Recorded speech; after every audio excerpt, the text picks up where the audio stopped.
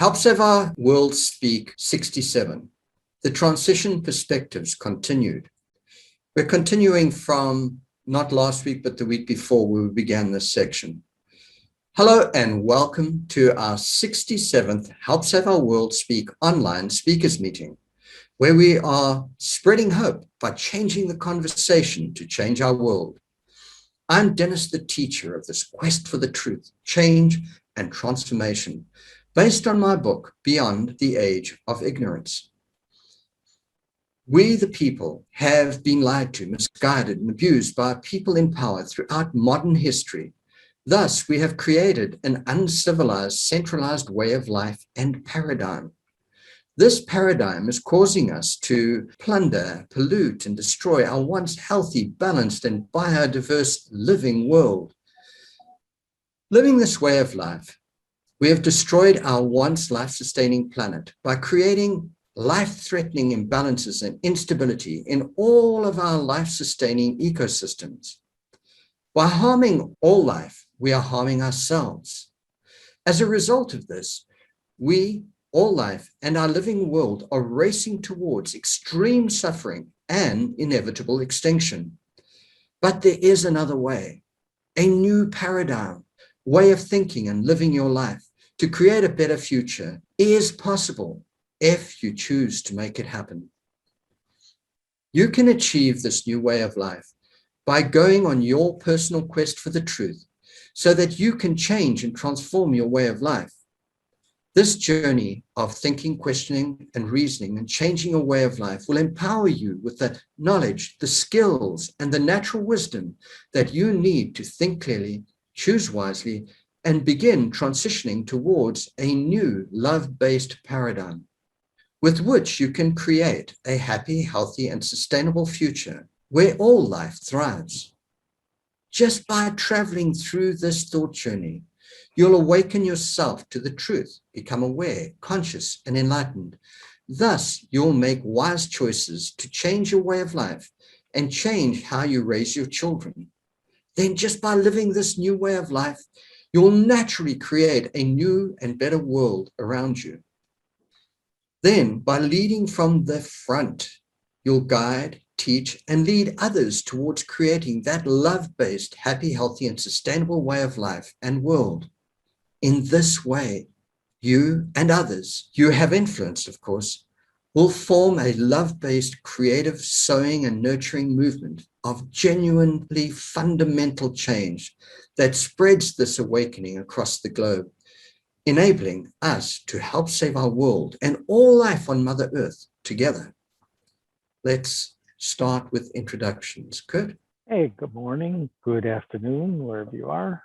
I'm Kurt from Hollywood, Florida, and I sat and watched another beautiful sunrise today and just am reminded about how wonderful nature is when we just allow it to be it instead of trying to manipulate it. So I'm looking forward to continuing the conversation of how we can get back to sustainable, appreciative, and loving relationship with Mother Earth. Excellent. Thank you, Kurt. Brendan? Hi, I'm Brendan. I'm from South Africa. I unfortunately did not catch the sunrise this morning as I woke up really late. But I'm looking right now at the dam, as you can see, our dam over there, all the trees and everything around them, and wondering why people would affect this in order to, in air quotations, better their living environment in terms of wealth and power, where nature is so beautiful and such a miraculous thing. And that is why I'm part of these meetings. Excellent. Thanks, Brendan. Alex? Hi guys, I'm Alex. I'm here in South Africa. I'm not going to put my camera on today purely because I've got a very shy friend with us listening in on the meeting, and she's joining us today. Her name is Louise. Do you want to say hi? No, she's shaking her head. Okay. I'm glad to be a part of this millennium, this year of change, this year of things happening, and just being a part of the process to change the hearts and minds of those people around us to be more in touch with nature, more connected, and just be human, be alive, and truly live in the moment and be a part of a world that they possibly have forgotten or need to reconnect with. So I'm just happy to be part of the process. Excellent. Thank you, Alex. Continuing with chapter Violet. Now, this is our penultimate chapter, the chapter before the final chapter. And we're continuing with transitioning to a happy, healthy, and sustainable future doesn't just happen. This week, I want to continue with the different perspectives on how you can make a sustainable difference. Now, previously, I dealt with different people, but this section, I'm going to talk about philanthropists, first of all. And I was just watching a video earlier on about how Bill Gates, major philanthropist and so on, gave up half of his wealth at one stage to make changes in various ways around the world. But it's insidious because the changes that he's made and the things that he's done are promoting Monsanto and genetic engineering and technology. And where he's gone into India, he's had these terribly devastating effects on the ancient Indian farming community.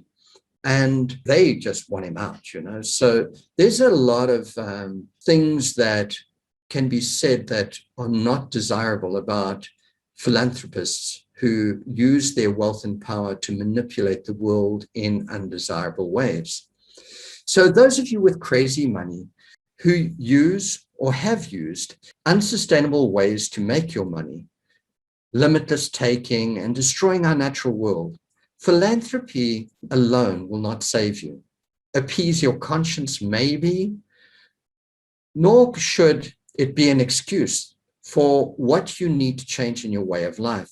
I think everything you do or is done in your name, in your organizations or your corporations, is on you.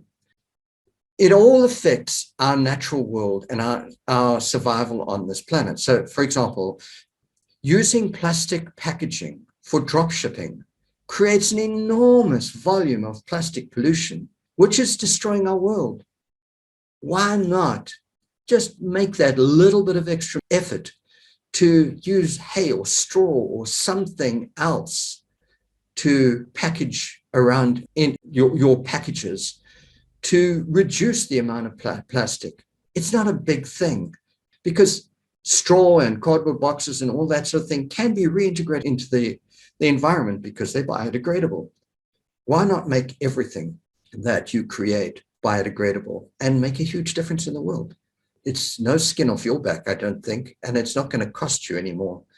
So for you to awaken, you would do well to go on this quest for the truth, change, and transformation, and practice transitioning towards a happy, healthy, and sustainable future. Doing so, you will become aware of what is necessary for our future. You can also focus on creating balance by giving money to those who are spreading sustainability education, creating natural, sustainable eco-villages, and designing and growing and creating natural living systems to ensure sustainability for all life into the future. We're all in this together on one mothership, in one planetary fishbowl, who through helping Mother Nature and those who care for her, we help ourselves. When we harm her, we hurt ourselves and all life on Earth. Your way to contribute is to empower those who are creating a happy, healthy, and sustainable future. Give money and support to the natural education of humanity and life-nurturing projects mentioned here. Funding the growth of the metaphorical natural bridges to a sustainable future, converting dead money into living systems, can be done by funding sustainable teaching eco-village creators and growers. These future creators use natural agriculture and permaculture to design, create, and grow an abundant future. So by funding them, you're empowering them to get off the ground and to proliferate around the world. This investment is essential for your future survival, and your children's future depends upon it. However, your money does not give you the right to interfere and intervene in the planning, creating, and development of these sustainable communities. They're not your opportunity to centralize more power or to promote your wares or products either. Nor should you try and impose your labor, slavery, and economic values and beliefs on the people and enslave them as well. Their independent health and prosperity will naturally ensure yours. Your transition is about you changing your values and beliefs, your focus and your direction, and giving to those who are sowing, growing, and creating a better future for all life on Mother Earth. Anyone can comment? I just think it's so important to contribute and be a part of the growth and the change. No matter how you contribute, your contribution is essential to progress around the world.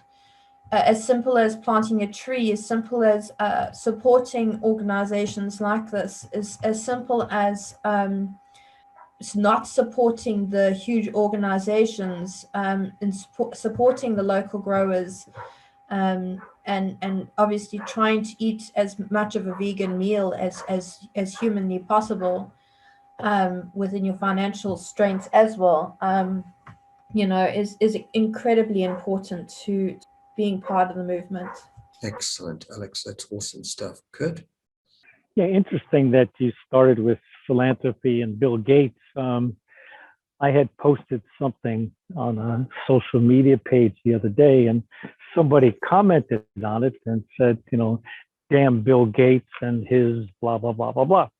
And then a relative of mine commented on that comment by saying, Bill Gates has done so much for the people of the world and for, his contributions and philanthropy to blah, blah, blah.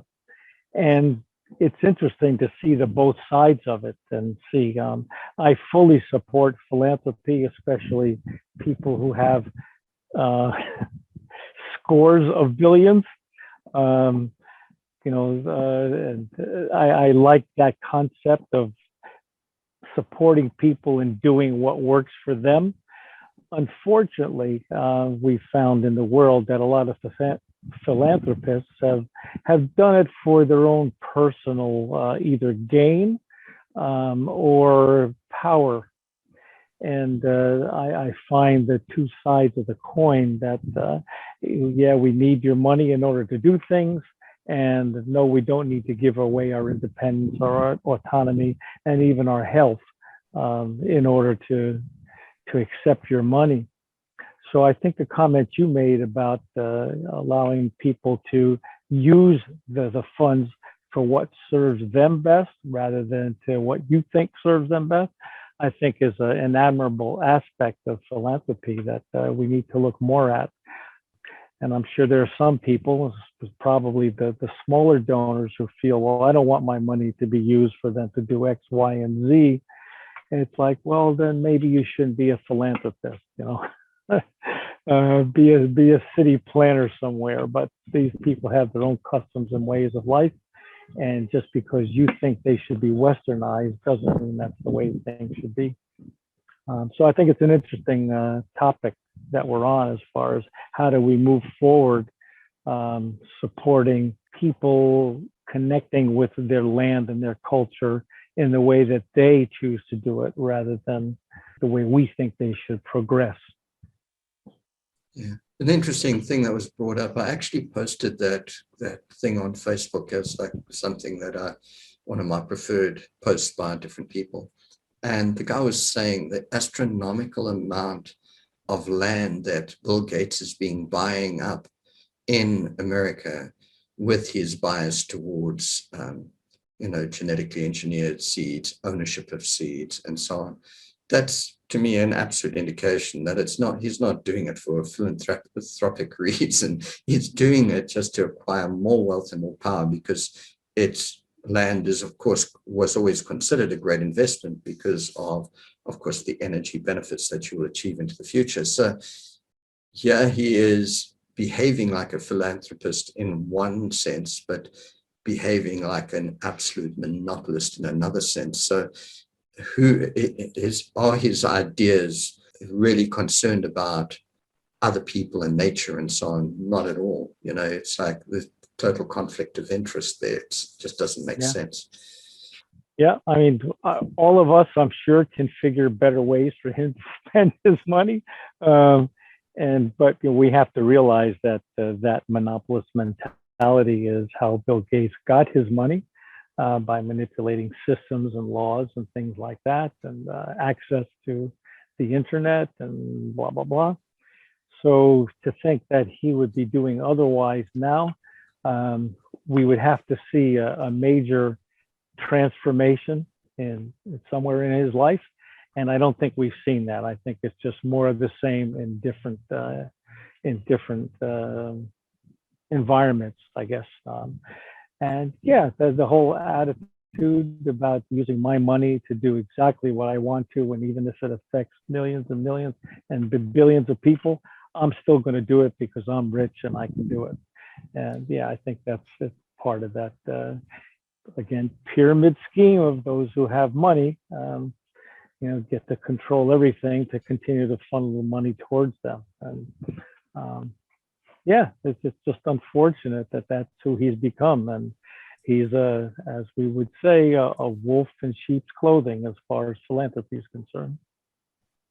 Yeah, it's just so much about it that it's horrifying. We've got supposedly intelligent fools leading our world. It's like, really, just because you got money, it means that you know what life's about and how life should be lived? No, you don't. You've got money and you might have the most technologically adept minds in the world, but really when it comes down to humanity and life and nature and what life is about, you're an ignorant fool. It's like, really, how can you be making decisions on survivability into the future if you think that a system that has been proven again and again not to be sustainable throughout human history of monoculture farming, and you're going to try and perpetuate it to destruction to the end of it?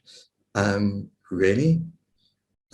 Yeah, he really needs to go on a quest for the truth and just learn from people who know better, All right, so let's continue with money earners. Now, when I got here from America, good 5-6 years ago, whatever, Alex was giving money to Greenpeace, So, people who care, you don't have to be earning a huge amount of money, but if you're willing to contribute, it makes all of the difference. So those of you with jobs and a bit of disposable income can be, I think, our greatest help to promoting and ensuring this transition movement happens, just by making small donations, and even better, of course, regular donations to the growth and development of these projects. You'll ensure that you have a better future world to live in. Those of you who can get together as small groups, families, and tribes with sustainable values and beliefs, who combine their wealth, acquire land, design and create and grow their own sustainable teaching eco-villages and move on to them, your future depends upon you doing so as soon as possible. Your survival depends upon your creation and growth of those living systems and food forests to provide your community with abundance so that you can thrive into the future. So any comments, Brendan? Nothing from my side. Alex? No, nothing on that. Good. Well, yeah, I'd have to agree with that, especially coming from the recent perspectives, the political perspective with Bernie Sanders fundraising, and then Alexandria Ocasio-Cortez, and just that, yeah, the small contributions make a big difference, and they also represent your support and the support of a wide variety of grassroots contributors, rather than one large one that gets to steer the the direction of what you're donating for. So I think it's critically important. It shows that we care, that we support, and I think is much more demonstrative of the trend of people than again somebody who can just dump a big chunk of change on it and then lean on the direction. So yep, I think it doesn't have to be tithing. Again, it can be whatever you can contribute to support. And I do that often, have done it for many, many years, where I spread my money around to the various charities that I think, or organizations that I think are doing good work. And I don't feel that I'm getting the gold star as the premium sponsor donator, but I do feel that I'm at least giving something of myself to worthy causes. So yeah, I believe it's an important aspect of who we are as people. I love that concept. It doesn't have to be money, just donating your time, energy, just being on these meetings, like just making the effort. Because really, and even going out there and just planting some seeds, it's like, it really is about, the power is really within the people. There are so many more of us than there are philanthropists. And the change ultimately will come from the grassroots and from us, the people, to create the better world. The philanthropists who are biased in where their money should be used and spent are actually not doing us any favors. They are perpetuating the problem. So yeah, I think the true change actually comes from the people who care and are willing to just give something, or do something, So yeah, I love that. Yeah, actually on that, Dennis, and I'm very confident that everybody on this call has volunteered at some point in their life. And it could be anything from beach cleanups to, again, planting trees, whatever it might be. And I think that participation with our time and our sweat equity has us feel much closer to the cause than sending a check somewhere. And I think that allows us then to be living what we're up to, rather than just giving a paper nod to it. So yeah, I think it's critical that volunteerism and contribution that way definitely includes you giving of your time, not just of the money that your time had produced. Yeah, I agree with you 100% there, Kurt. Sorry, Dennis. Go for it. Like going for using your time as payment instead of money, it's so much more beneficial due to the fact that you can get more done by you doing rather than getting someone else to do for you.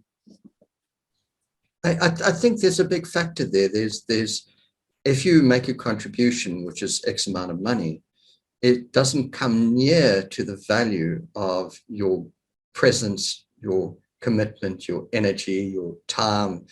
If you now had to take that money and try and buy that from somebody, you'd never get the same value of personal interest and commitment and energy. I mean, that's priceless, All right, super interesting.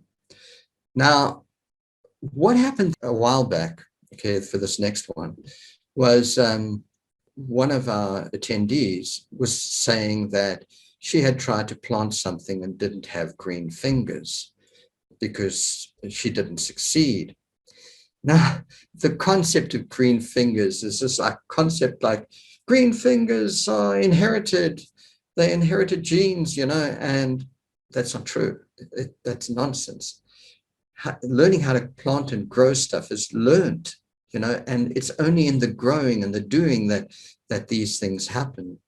Learning how to grow abundantly is about learning new concepts, new methods, and doing things. And it's also about learning a new language, then understanding those concepts and applying them. My beginner's advice is to do something simple, like take an avo pip and put 3 sticks in it and put it in a jar with water in it and put it on your windowsill and let it grow. There's so many of these little things like using cotton wool and beans and putting a bit of water on them and letting them germinate, Copy some of the simple experiments done online. There are so many of them, to get a few successes under your belt as motivation to continue your learning journey. Then start by learning how to plant, nurture, and grow seeds into little seedlings, and then transplanting them either into bigger pot plants or out into your beds. What type of beds do you have? Growing future plants and even growing trees is a learning process. As you journey, you'll find out about which plants are shade plants, semi-shade plants, which prefer direct sunlight. Are these plants annuals, meaning do they propagate and go through their life cycle in 1 year, or are they biennials, in other words, every 2 years they produce? Or are they perennials, living many years and producing over many cycles? Which plant products are fruits, vegetables, seeds, legumes? Most people don't know what legumes are. When you're becoming a vegetarian, it's really important to know that they're the pod plants, it's like green beans and peas and nuts and then learning all about the edible leafy greens, and then the rhizomes. It's like your tubers and your root vegetables like potatoes and so on, growing there they store their energy and so on in, like potatoes, in these rhizomes. And then of course the roots grow out of them, and from nodes, and roots grow down, and then the plant grows up from there as well. What are nodes, buds, sprouts, and shoots? Those you'll see on potatoes. All you have to do is just cut a section off that's got a little sprout coming out of it and put it in the ground and make sure that it's the correct environment for it, and bam, it grows. And you end up with a lot of potatoes. It's like nature multiplies what you put in. Isn't that exciting? Then you have things like clumpers, where, like garlic, where you have a whole lot of these clumps together, and then you can break them apart. And that's the way of spreading them and multiplying them. What is the difference between herbs and spices? In broad terms, both herbs and spices come from plants, but herbs are the fresh part of the plant, while spices are the dried roots and stalks and seeds and dried fruit of the plant, which are mostly dried and crushed into a fine powder. Then edible versus non-edible, edible. Breaking free from your irrational fears and learning about foraging is such an incredible journey. It is worth learning about foraging if you're living near the edge. You're not sure where your next meal is coming from, or if you're a survivalist, or not even when you're doing those things. You never know how sudden change can happen. And the difference between you surviving and not surviving is your ability to walk down the lane and pick something that's edible and eat it. So, such an important thing to do. Then you get nitrogen fixing plants. So nitrogen fixing plants are those whose roots are colonized by certain bacteria to extract nitrogen from the air and convert or fix it into a form required for their growth. So nitrogen fixing is an example of the symbiotic relationship between plants and bacteria. That to me is fascinating. Nitrogen, phosphorus, potassium, NPK are the major nutrients in major fertilizers, but there are many different nutrients, of course, carbon and oxygen and hydrogen processed through photosynthesis in the plant's leaves and so on. And protogenesis, the environmental process where local rocks have undergone the breakdown into soils from their original formation, which is what forms the available nutrients and minerals in the natural soils. You'll be fascinated by learning about the functions of fungi in breaking down biodegrading stuff, and mosses and ferns and lichens or lichen. Then learning which plants need cold climates and seasons to germinate their fruit. What is the ideal planting season or time of the year for certain plants to do well? Most of this information, of course, is available and found in regional charts or on the internet. What is a deciduous tree, autumn leaf dropping tree, versus an evergreen tree? green all year round. Learning about creating the best growing conditions for what you're growing. What type of soil is it? Is it sandy? Is it silty? Is it clay? Or is it the ideal loam soil? A mixture of all three. How to do simple soil testing for organic matter in soils and clays and so on. Just putting some soil in the bottom of a bottle, put some water in it, shake it up and let it settle out. And you'll see the organic matter floats to the top, and then you'll see the different types of sediment showing you what the actual constitution is of that soil. Then testing the pH, some plants do better in acidic soils, other plants don't. So you need to actually know what the pH, the acid or alkali level of the soil is. How much humus, black decomposed plant litter, and animal manure is in the soil. For those who don't know exactly what humus is dark organic material that forms in soil when the plant and animal matter decays. The thick brown or black substance that remains after most of the organic litter, leaf litter or branch litter or whatever, has decomposed is called humus. Earthworms often help mix humus with materials in the soil. Humus contains many different nutrients for healthy soil, for healthy plant growth, for healthy human growth. How much worm, insect, animal, fish, or bird fertilizers in the soil? Is it rich, dark brown, black with decomposing organic matter? Did you add rich organic compost to it? What is the drainage like? Are there earthworms and living organisms in the soil? What nutrients are available in the soil? How moist or absorbent is it? What growing mediums are ideal for plants and seeds? How compacted or aerated is the soil? What species of plants are indigenous or non-indigenous? What is no-till farming? What is soil structure? Seeing the root corridors of rich decomposing roots, creating sponges and nutrients in the earth and absorbing a lot of moisture and putting it down into the groundwater, creating continuous supply of water. It is fascinating to learn about temperatures and climates and rainfall and seasons and regions and altitudes above sea level, learning about the major climates, tropical, subtropical, temperate climates, cold, dry lands, hot, dry lands, and continental effects and lake effects, and of course, maritime effects, where large bodies of water cool and mediate the temperature rise and fall on the land. Land away from these big things of water have very high temperatures and very cold. So the extremes are experienced away from large bodies of water. And then learning about microclimates, then observing the seasonal sun track from north to south at the same time with its daily arc from east to west as it progresses from north to south or south to north.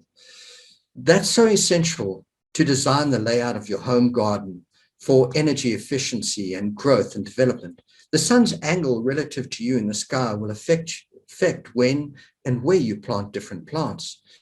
We are all energy beings, and our efficient use of energy is fundamental to our survival. If we planned and designed our lives to be energy efficient, we would live much easier and much richer lives. That's why permaculture design is so important. I know this is a lot, and there's so much more to learn. It's just like, this is the tip of the iceberg. But learning anything is a process. The more time you spend planning, creating, and gardening, the better you will become at doing it. If you spend 10,000 hours on anything, you'll become an expert at it. Anything you do is a journey of success and failures on your journey to learn how to do it well. All you need to do is to start doing something. Begin with the basics and learn how to test the soil and water only as much as is necessary, and growing seedlings and then transplanting into your planned and designed garden beds. Start on the windowsill, your micro greenhouse, then raise your home gardens and then your community gardens. When is a good time to start? Now is the best time to start. Remember, the future depends on how quickly you prepare yourself today for tomorrow. The way you see providing for yourself and your family is a critical change from your immediate gratification, store buying current way of life. You have to learn to plan and grow your food with the future in mind. You need to reap the benefits of your labor and then preserve and save food and seeds for less plentiful days and future gardens. Do it well, and you will live a continuously abundant life. Don't do it and suffer extinction with the rest of humanity. Anybody? Yeah, I just wanted to pick out one of those points and just elaborate a little bit on it. I tested my pH in my soil a few years ago, and I found it a really interesting project on how to work with red cabbage and getting a more defined pH level testing system. Or just if you just want to know if it's acidic or alkaline, just using vinegar and bicarb soda. It was a great experiment. It was so much fun just seeing what the different colors turn out like and the different little science experiment, just using my normal garden soil and a few extra little ingredients, household ingredients, to do a pH test. I mean, you don't need fancy equipment to do a pH test of your soil. And though all the information that you've just mentioned seems like overwhelming, you don't need all of that to put, like you said, a one bean into some cotton wool and water it to see a bean sprout and grow into a bean plant.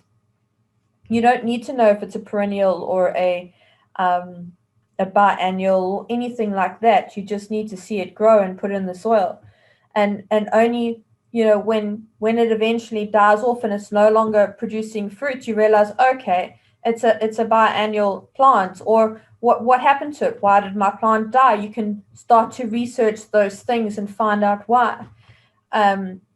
Plant diseases, when those diseases become apparent to you, then you research that information. You don't need it off the bat before you even to get started.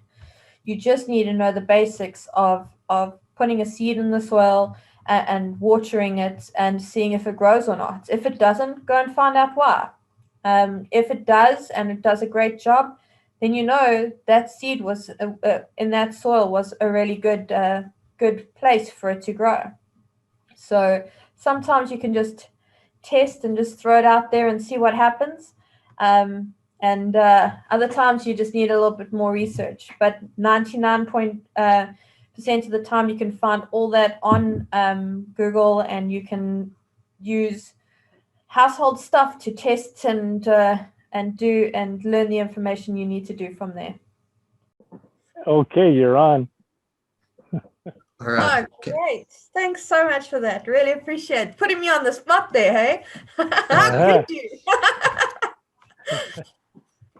Well, we now trust that you will say exactly everything perfectly. Oh, yes, of course. Yeah, I mean, like testing the pH of the soil is like really, really super easy. If you mix your soil with vinegar and you get no response from it, no reaction to it, then it's alkaline. If you mix baking soda with it, with your soil, and you get a reaction, then it's acidic. It's like as simple as that. I mean, that's how you determine your if your soil is alkaline or acid, based on those two reactions. Okay, just a question. Do you add water? So you get a bottle, you put your soil in, and then you add water and then vinegar. How much vinegar do you? With the vinegar, obviously, because it's already a liquid, you don't need to add water to it. Okay. But in terms of your bicarb soda, I think you need to add like maybe 2 spoonfuls of water, just to give it some moisture. moisture to it, depending on how moist your soil is to start off with. I mean, if it's super dry, you probably need to add a little bit more than that, but just enough to make it a little bit muddy. Reactable. Okay. Reactable, yeah. Okay. Then with the cabbage one, cabbage is, what is the word? I can't remember the word, but it's got like color in it. It's got, but it's got a, Pigment. I can't remember the word. Anyway, so what you do is you take a purple cabbage, you boil it in some water. It actually doesn't matter how much water, as long as you've got that sort of like purpley color to your water once you're done. Okay, then you get yourself like these little containers and you pour water into the little containers, and you take soil from the different parts of your garden. Oh, you mean the cabbage water? Into the cabbage water, into these little containers. Okay, tubes, yeah. And based on the coloration of which way it goes, so if it goes towards like from that purpley color to a blue, green, yellow version, then you know it's like, don't know if that one's acidic or the other side, but yeah, you'd need to Google that part. But if it goes towards that version, it may be acidic. And if it goes towards the pinky red version, then it's alkaline. So, and there's different shades. So to tell you what pH level. So like if it's like, I'm just using an example, I don't know offhand the exact count, so don't quote me on it. But if it's like pink, then it might be a 5 pH. But if it's still the very purpley color, it will be a 7, neutral. And if it goes towards maybe green, then you're probably looking at a 9 pH. So it's way more accurate using the purple cabbage testing environment as to what color it is. And then you can test different soils across your different garden. Because you might have a very humous patch, you might have a very dry patch, you may have a very a patch under a mango tree, which is like more likely to be more acidic, and you can grab little bits of soil from different parts of your garden and test the pH across your entire garden, and it'll give you a range of different colors, which is really, really cool. Wow. That's so cool. Yeah.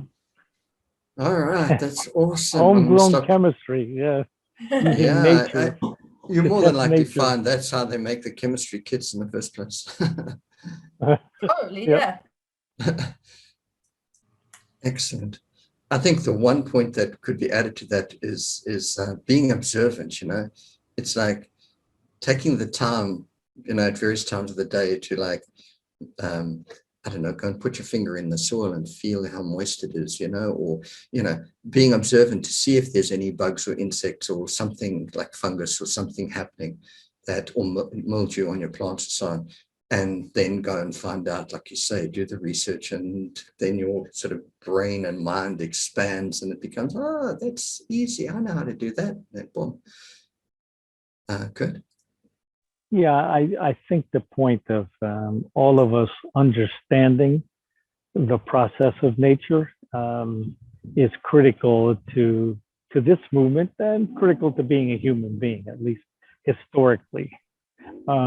Moving forward, obviously, there are lots of trends that speak about the survival of humanity is to get farther and farther away from nature.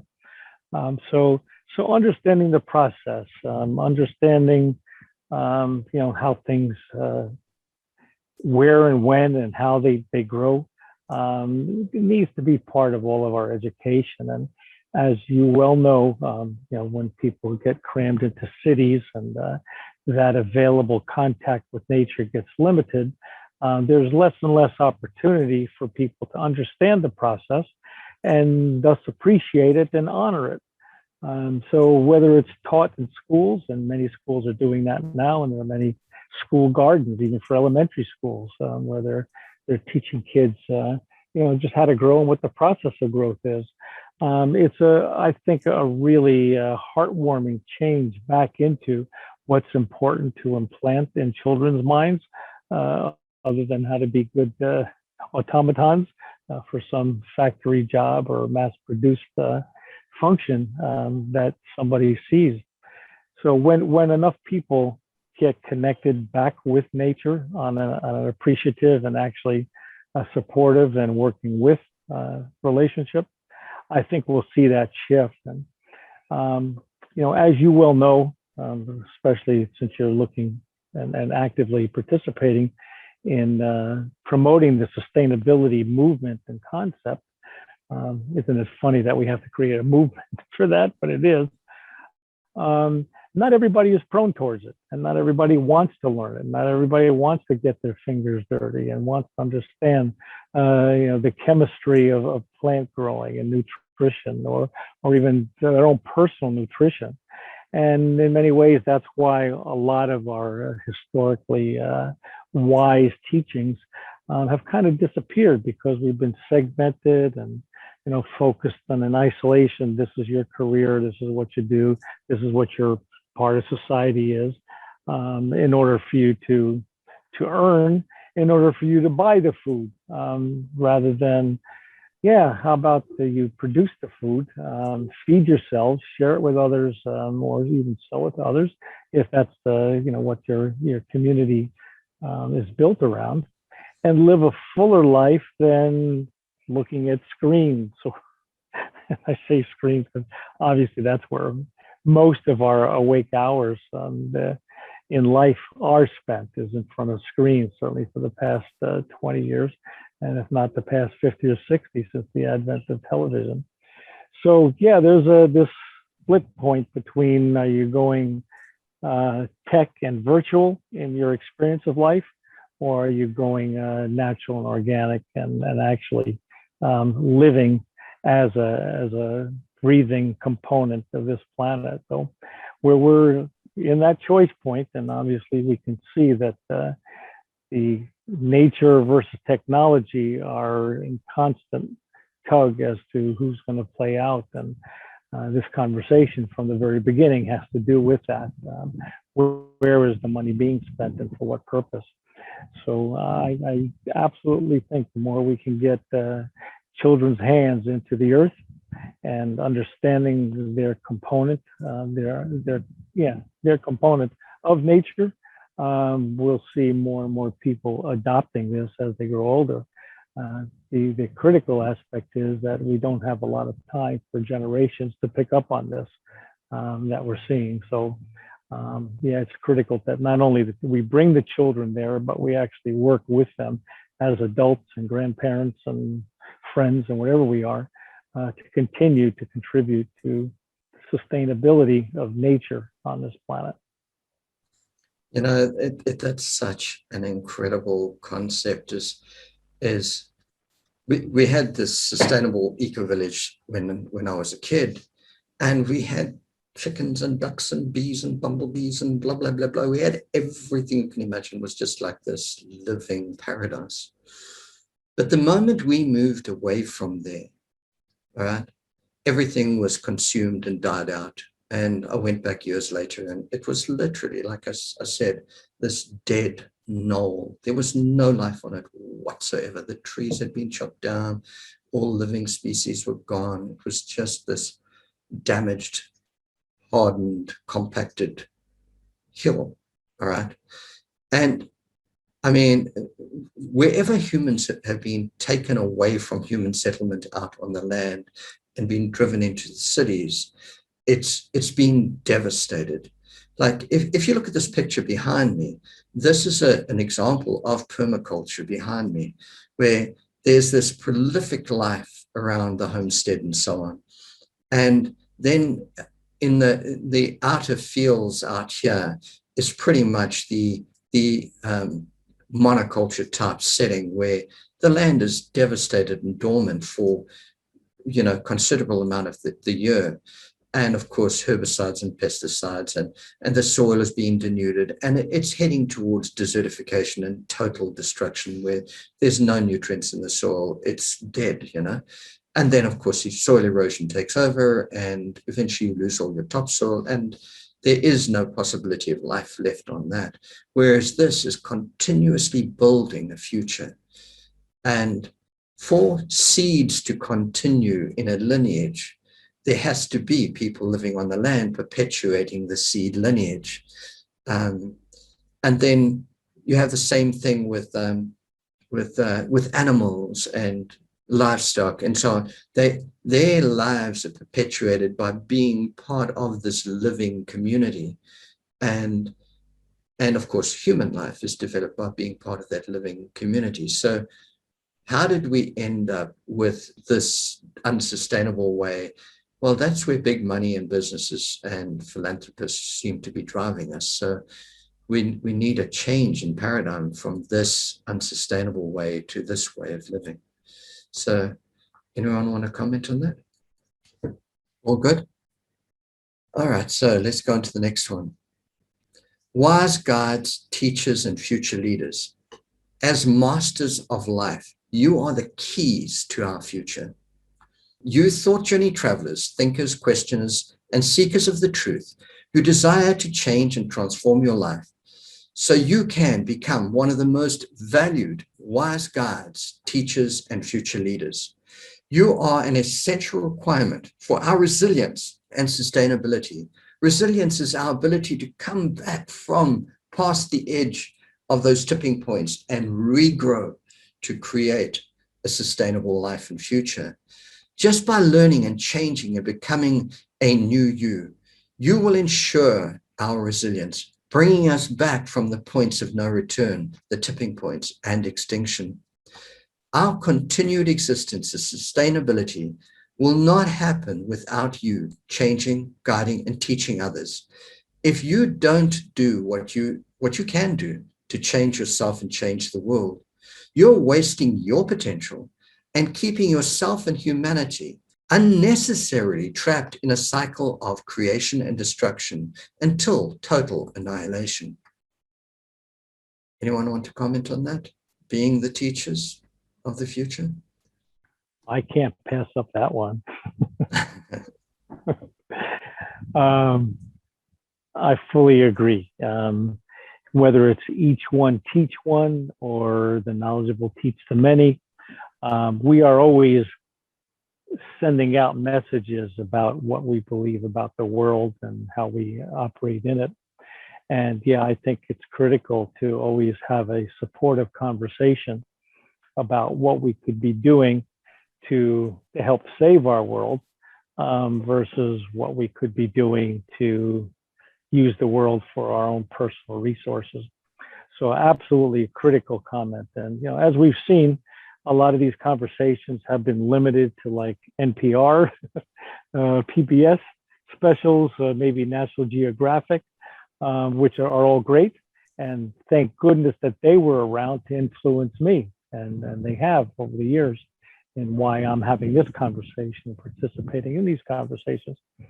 And yeah, it gets to be spread continually, whether it be just a simple little acknowledgement for somebody picking up a piece of garbage, or planting flowers instead of lawns in their front yard, to whatever it might be, that we continue to acknowledge and support people who do that. And in that way, we're teaching. It was a good thing that you did, and I appreciate it, and I'm willing to let you know that, which people very rarely hear that these days anyway. But it's not a hollow compliment. It's actually a positive reinforcement for their activity. So yeah, wherever we are, we get to continue to support people that are operating in a way that is sustainable and leads us to sustainability. Excellent. Brendan, Alex, anyone? I think we're all teachers, no matter how hard we try and keep away from it. We're all teachers in our own right, and we're always trying to turn the conversation to a more natural conversation. No matter, it's inside of us. It's just who we are. It's just the the way we breathe. So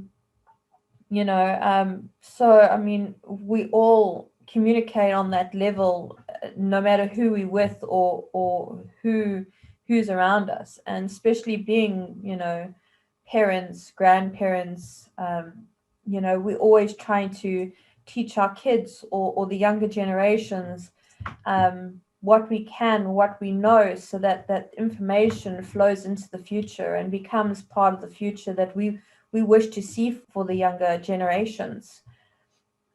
And it's so important for us to communicate that information and put it across well, so they have a better life than what we've had before, through lack of knowledge and lack of understanding, and just perpetuating the destructive behavior unknowingly. Let them know what is that destructive behavior, so that they can stop it now while they're still young. I think that's such a critically important concept, that yes, we may be doing that, but there's so many people around the world who've been raised and indoctrinated into the old paradigm, the unsustainable paradigm. And although they're doing their best, because that's what they naturally do, their best is not ensuring the future. It might ensure short-term success, but ultimate failure. So yes, I agree. From our perspective, we would look at it and just have this natural assumption that everyone has this ability, but I don't see that as being the case. It's very few of us have this ability, and we need to spread that so everyone has those abilities. Any response, Brennan? Good. No, I agree 100% with what has been said so far. Good. Yeah, actually, it just came to mind.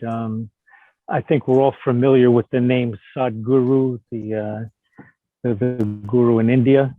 And as far as being, I guess, a brilliant scholar on the traditions of India, he's got a volunteer base of 2 million volunteers. And I think that's just in India alone. And he's done such projects like reclaiming the rivers of South India, where they've dwindled down to nothing because of the farming and the water and all that. And he's convinced the Prime Minister of India to support this movement. Now, here's one guy who, for whatever reason, has attracted so many people. But what he does is he puts his teachings basically into practice by actually creating these projects and finding ways to get them funded or staffed or whatever it might be. And this is just one teacher among many. But it's heartening to see that there are leaders in the world that are doing this, and not necessarily elected political leaders, but people who have learned how to motivate a large group of people to appreciate and be aware of the life that they're living, and continue to share that knowledge. And I know this is similar, it's maybe in grander scale to what we're up to with these conversations, but I think very much in alignment with it. We have to keep teaching and creating the rationale and the reasons for why we do these things, and just make it critically clear that if you want to live and literally live your life, then contribute to the system that supports your life and while you're here on this planet. Do things that are meaningful both internally and externally, to continue to help other people to be able to live their lives given the planet that we've been given, basically. So yeah, it's great to see that there are movements like that have caught on. And fortunately for him, there hasn't been a lot of political pushback, like, no, you can't have that much power, or you're influencing too many people, we don't like you. I think because he's put his influence into areas that are absolutely sustainable and are to the benefit of everybody, it's hard to say no to him. So I think projects like this that continue to support the natural way of things and bring back the natural way of things will continue to get more support and contribution from many more millions, if not billions of people as we start to move forward. So, yep, keep the conversation alive. Well, that's perfect. We've come to the end of our 1 hour. So that's awesome stuff. Yes, maybe we should look at other sort of in our next part of the journey, once we've got this basic conversation going, and when we start to get into higher order philosophical concepts and so on. We also need to revisit the project creation, as you're saying, because I think that is one of the bridges that we're missing at the moment. But this is pretty much dealing with the basics. It's like we had to start somewhere at putting it out there, and this is like, it's like, for me, I'm like dying to shoot forward into the future of conversations, but we have to have these basic conversations now, you know.